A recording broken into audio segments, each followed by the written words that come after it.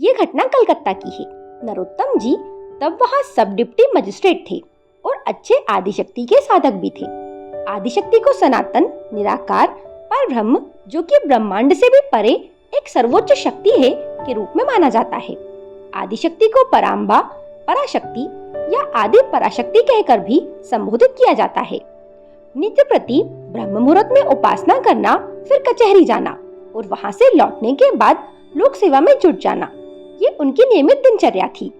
पिछले 10 सालों से उनका उक्त क्रम चला आ रहा था। समय जो गुजरता जा रहा था, वैसे वैसे उनमें इष्ट दर्शन की अभीप्सा भी तीव्र से तीव्रतर होती जा रही थी। एक सुबह जब वे उपासना की तैयारी करने में जुटे थे, तो उन्होंने अपने पूजा कक्ष की खिड़की से एक छायाकृति को अंदर आते हुए देखा। वो छाया मूर्ति उनसे करीब 6 फुट की दूरी पर सामने आकर खड़ी हो गई।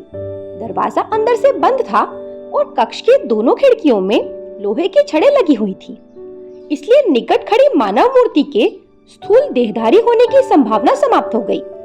उनके मन में विचार उठा कि जरूर ही ये कोई दिव्य देहधारी महापुरुष हैं और निश्चय ही किसी विशेष प्रयोजन के लिए यहाँ उपस्थित हुए हैं। ये बात मानस में उठते ही छाया पुरुष ने एक स्निग्ध मुस्कान बिखेर दी, स्वीकृति में सिर हिलाया और कहा, तुम्हारी उपासना और अकुलाहट ने मुझे यहाँ आने के लिए विवश कर दिया और शायद ना भी आता, पर जहाँ स्वयं आदिशक्ति विराजमान हो, वहाँ मेरा नहीं आना विश्व माता के अपमान के समान होता, इसलिए मुझे उपस्थित होना पड़ा। चलो अब चले। इतना कहकर मुंडित मस्तक गौरवर्ण काशाय वस्त्रधारी महात्मा ने अपना एक हाथ आगे बढ़ाया, किंतु साधक ने ये कहते हुए असमंजस दर्शाया कि आप तो सूक्ष्म शरीरधारी हैं, इस प्रकार की दिव्य देह धारण कर सकने की क्षमता मुझ में नहीं है, फिर भला मैं आपके साथ कैसे चल सकता हूँ? ये प्रश्न सुनकर उन अल्पवयस्क महापुरुष ने अपना बायां हाथ आगे बढ़ाया, उससे उसकी दाहिनी कलाई पकड़ी और कहा, चलो अब कोई समस्या नहीं है।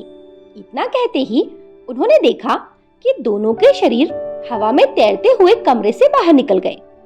वो दिव्य पुरुष साधक के हाथ थामे बड़ी द्रुत गति से ऊपर अंतरिक्ष की ओर बढ़े जा रहे थे और साथ साथ आसपास के ग्रह और पिंडों का भी परिचय देते चले जा रहे थे। काफी ऊंचाई पर पहुंचने पर उन्होंने पृथ्वी की ओर इशारा करते हुए बताया कि जितनी मंथर गति इसकी मालूम पड़ती है, वस्तुतः उतनी मंद वेग इसका है नहीं। साधक ने देखा कि सचमुच पृथ्वी बहुत ही भीषण वेग से घूम रही है। दोनों ओर आगे बढ़े। रास्ते में पड़ने वाले मंगल ग्रह की ओर महात्मा ने इंगित किया और उसके लाल रंग और गति के बारे में विस्तार से बताया। देव पुरुष एक ऐसे मार्ग से आगे बढ़ रहे थे जो सूर्य से काफी फासले से होकर निकल रहा था। उनकी गति और भी क्षिप्र हो गई। अब वे ऐसे वेग से बढ़ रहे थे जिसकी तुलना किसी भी भौतिक गति से नहीं की जा सकती थी। कुछ दूर इस प्रकार चलने के बाद प्रकाश पुरुष का स्वर गूंजा, रुको। तो दोनों रुक गए। तब उन योगी ने अंतरिक्ष के उस विशेष भाग का परिचय देना आरंभ किया और कहा, देखो ये वो स्थान है जहाँ रात दिन एक जैसी स्थिति में बने रहते हैं। न प्रकाश है न ही अंधकार, कोई शब्द भी नहीं, पूर्ण शांति छाई हुई है। इस स्थान पर पहुंचकर साधक को ऐसा आभास होने लगा जैसे उनका सूक्ष्म शरीर और अधिक हल्का हो गया और उन्होंने कोई अन्य और भी ज्यादा सूक्ष्म देह धारण कर ली हो। कुछ क्षण रुककर वहां देखने के बाद उनकी यात्रा पुनः आरंभ हुई। देव मूर्ति ने कहा, जितनी दूर हम आए हैं उससे भी ज्यादा दूर अभी चलना है, इसलिए गति को और वेगवान बनाना होगा। इतना कहकर गति को उनने और अधिक बढ़ा दिया। वे किस वेग से चलकर कितनी देर में अंतरिक्ष की किस गहराई में प्रवेश कर चुके थे, ये कहना मुश्किल है। थोड़ी दूर चलने के उपरांत देववाणी उभरी, मन को तनिक एकाग्र करो और सुनो। चित्त स्थिर होते ही गंभीर ओमकार ध्वनि कर्णकुहरों से टकराने लगी। साधक को ऐसा प्रतीत हुआ मानो शत-शत मृदंग और झांझें निनादित होकर एक नाद पैदा कर रही हैं। नाद कुछ ऊपर उठकर एक बिंदु पर केंद्रभूत हो रहा है, ऐसा आभास मिल रहा है।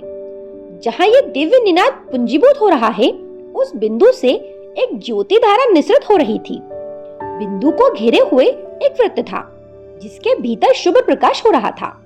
उसमें किसी प्रकार का कोई रंग नहीं था। केंद्र से झरने वाली ज्योति कोटे सूर्य की आभा से और अधिक उज्जवल और प्रकाशवान थी, किंतु साथ ही करोड़ों चंद्रों की ज्योत्सना से भी अधिक शीतल और शांतिदायक थी।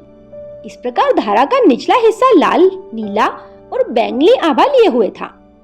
साधक उस दिव्य ज्योति को निहार और नाद को सुनकर एक प्रकार से समाधिस्थ हो गए थे। तभी महात्मा की गंभीर वाणी प्रस्फुटित हुई। ये जो शब्द सुनाई पड़ रहा है वो ब्रह्मांड व्यापी है, अन्यत्र ये अव्यक्त बना हुआ है, पर प्रयास पूर्वक इसे सुना जा सकता है।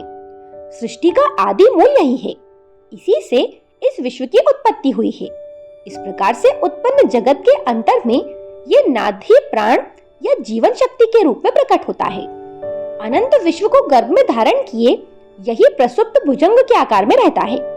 इस अवस्था में इसका नाद भाव अभिभूत और प्राणात्मक भाव उन्मुक्त होता है। जब यह विश्व को गर्भ में धारण किए रहता है तब इसका नाम पराकुंडली होता है।